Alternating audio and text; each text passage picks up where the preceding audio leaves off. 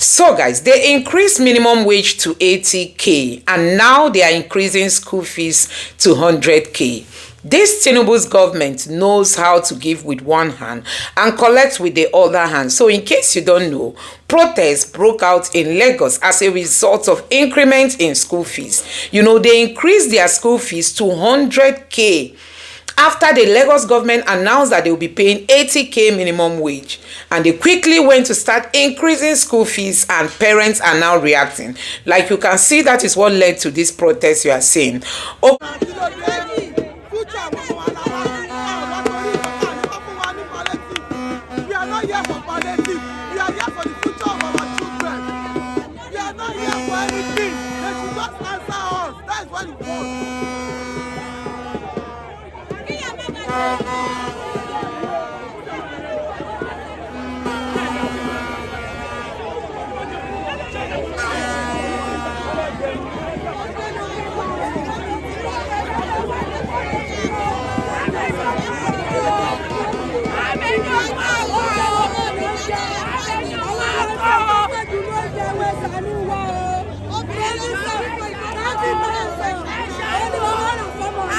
Also, Nigeria has chosen to go the spiritual route.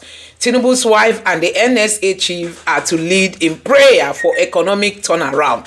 They've now come to realize that this hunger is real. And guess what? Because they lack ideas, because they were not prepared before they came into power, because they don't even know how to fix some of these challenges Nigerians are going through, they said they want to pray. Yes, prayer is good.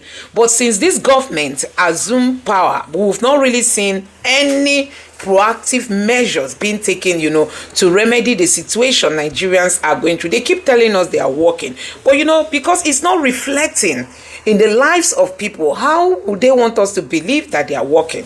So guys, Atiku has come out to advise the Tinubu's government to humble themselves and take some of the blueprints he has in his manifesto if they want to change the economic challenges we have in Nigeria. That Tinubu should humble himself, put shame aside, and go through his manifesto, that he's going to find some valuable, information that he's going to take to turn the economy around.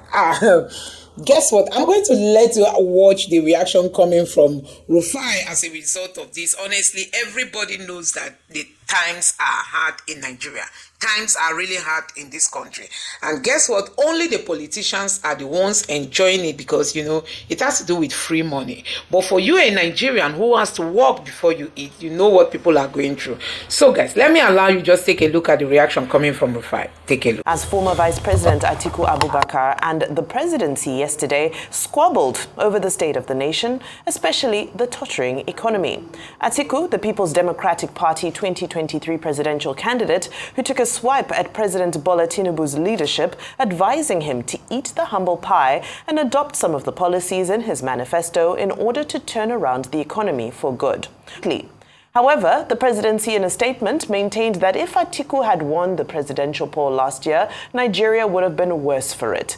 It explained that Tinubu inherited a country with a myriad of grave challenges, adding that in the over 1 year of the Tinubu administration, it has succeeded in correcting past mistakes made by President Olusegun Obasanjo, under whom Atiku served as vice president from 1999 to 2007.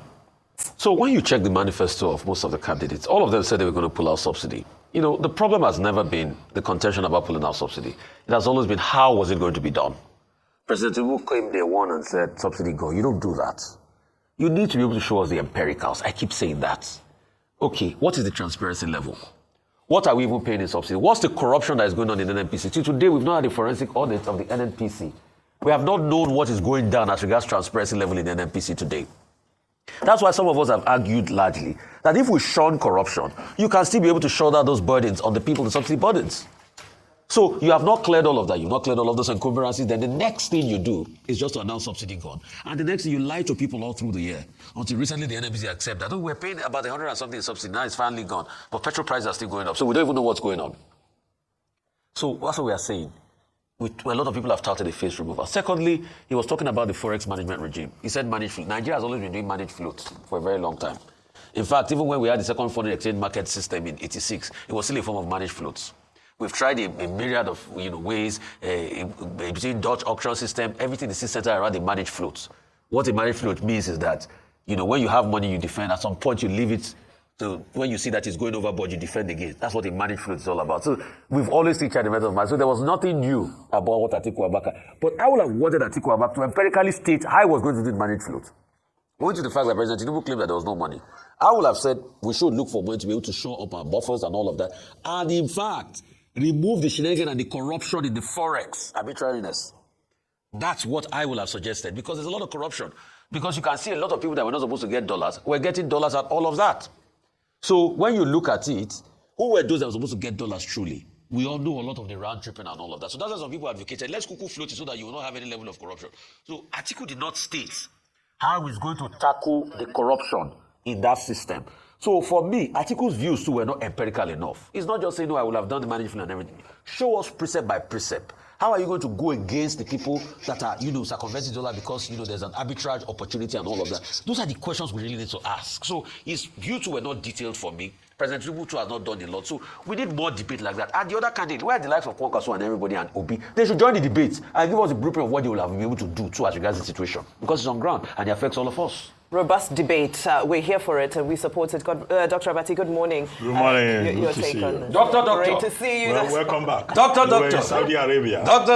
Abroad. I miss you. Well, going to Saudi Arabia on our behalf has implications. But now straight to business. Now, the main story is the Waziri Adamawa Atiku Abubakar saying that he will have done better, and the presidency saying that he doesn't know what he's talking about. Well, one of the challenges we face in this country is that we run a presidential system of government. A presidential system in which, in our own contest, the winner takes it all.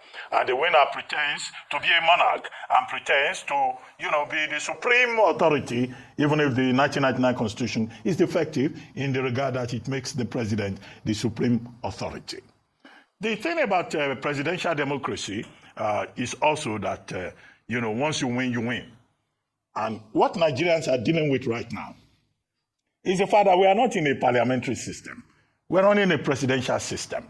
And once you make your choice, you live with it. Now, my first message to Waziri Atiku Abubakar is that the same manifesto that he's asking President Tinubu to return to was the same manifesto with which he engaged Nigerians in 2023. And Nigerians voted for the Emiloko manifesto. So the thing about presidential democracy is that, okay, you have voted for you have made your choice. Live with that choice. It may sound very, extreme, but that is the reality. However, Waziri Adamawa has now intervened, acting like an opposition leader, and we keep calling for opposition politics. It's not part of the structure of our political choice. But he says, this is my manifesto. And he says, more or less, that the Tinubu administration is not doing well. He's riding on the wave of populism because there are many Nigerians who share that view that the people from Lagos and the city boy, their leader, is just not getting it right. And then he says in his own manifesto, this is what he will have done with fiscal reform. 2, he will have led by example. When he says he will have led by example, is he saying he will not change aircraft or he will not travel in a long convoy? He was not specific in that regard. He said he will have adopted a gradualist approach to the removal of fuel subsidy. How? The devil is in the details.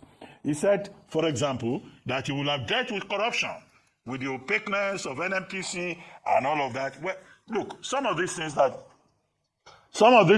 opposition leaders say are better said than done. I think the big issue is not Atiku Abubakar saying I will have done better. He will have to wait till 2027. The big issue is not the presidency saying, what is he talking about? Nigerians chose us. I think the political elite in this country, they got it wrong because they have removed the people quotient in the democratic equation. Whether the system is parliamentary or presidential, the people are saying, we are hungry, we are suffering. The responsibility, whether it's Atiku Abubakar that has a better manifesto or it is Bola Tinubu that has the better manifesto, is for the people of Nigeria to say that under this president, we are doing well. There's a Yoruba saying that I don't like to speak, primordial, quotes on television. that when a king is in the saddle, the people will know if they are doing well. The truth of the matter is that the people of Nigeria are saying that they are groaning, they are suffering under President Bola Ahmed Tinubu. That's the basic content that we can hang on to. But as to Atiku Abubakar saying, I will have done better. Okay, what do you expect him to say? But in 2023, the people, whether they made a choice or they were rigged to make a choice, this is where we are at this moment. The question is, and that should be the responsibility of the opposition, is to come up with ideas about how this country can be moved forward. If we say the people from Lagos are too dumb and too dependent on IMF and World Bank, and they just do textbook governance, okay, what ideas do we have that we can tell them so that we can expose their stupidity in the expectation that the Jagaban of Lagos, the city boy of Lagos, we also realize that this enterprise is not about him alone and his boys. It's about all of us.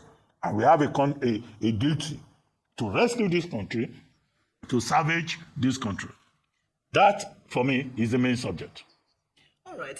Thank you so much for that take. I think we're all in agreement. When you hear the statement that I would have done better, it reminds me of a football game, because they often say the best footballers are sitting at home on their couches with remote controls in their hands, because when you're on the sidelines, it's always easier to critique what's happening on the pitch. However, of course, we love the spirit of robust debate, the spirit of injecting ideas and conversation to make sure we hold this administration and any administration accountable. That's very welcome.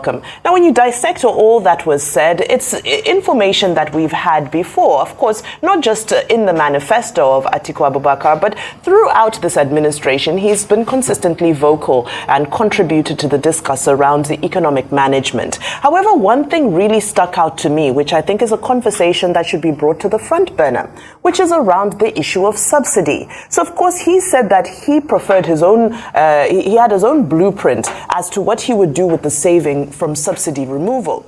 Now, this administration over the past couple of weeks has made a lot of noise and fanfare about the fact that the market is now fully deregulated, subsidy is gone. So now the conversation is, what is being done with the money from fuel subsidy?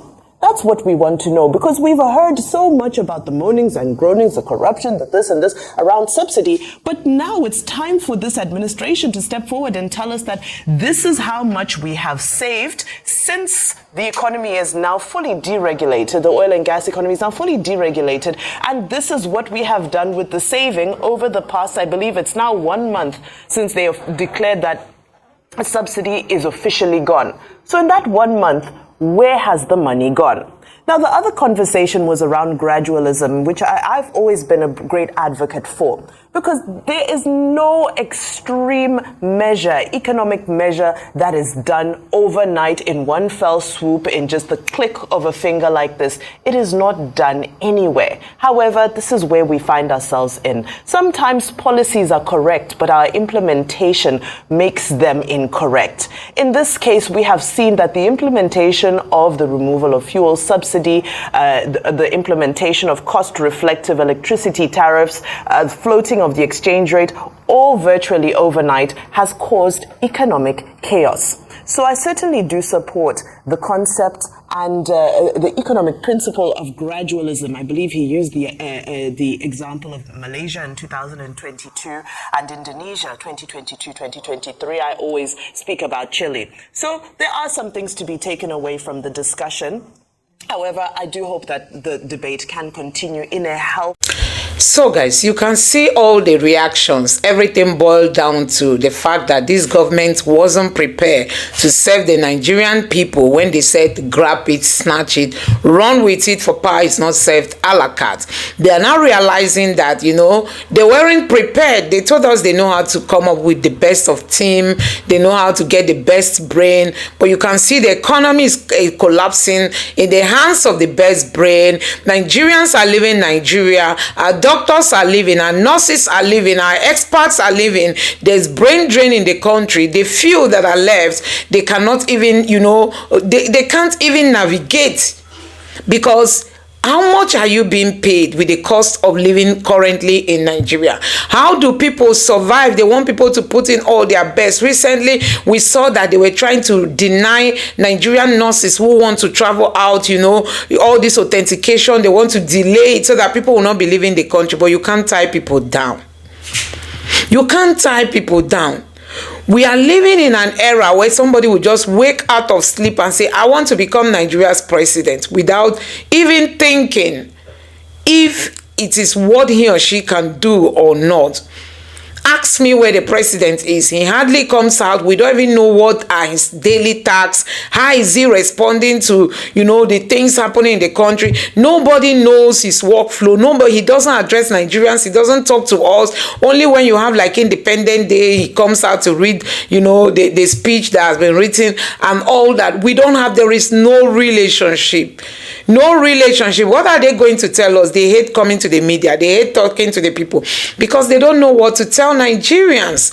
Because Nigerians need answer. Nigerians need somebody to tell us what they are doing to remedy the situation. So somebody was telling me today that the worst thing that is happening in Nigeria today is that you can't even plan, because you wake up today, the prices of things that you were told you know yesterday are different from what you are getting today. Every day is new price. You can't even plan ahead of, as in using your salary to budget and say, this is what I'm going to spend for this month, this week, next week, the upper week, and then the last week. You can't in the Nigeria of today, because you wake up to see that the prices of things just keep flying and, you know, going up on a daily note, and you just keep asking yourself, how do we survive from all this when we know that salaries are hardly paid, salaries are not even getting increment? Look at the minimum wage. How many states have come out to say we are going to start implementing? Just a few hands of states have come out to say we are going to implement, and look at the amount we are going to pay.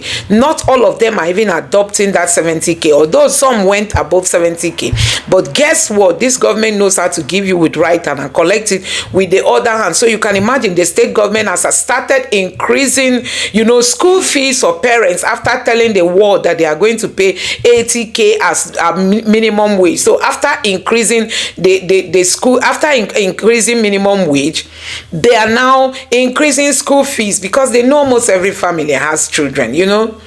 They are increasing school fees so that people will pay through their noses.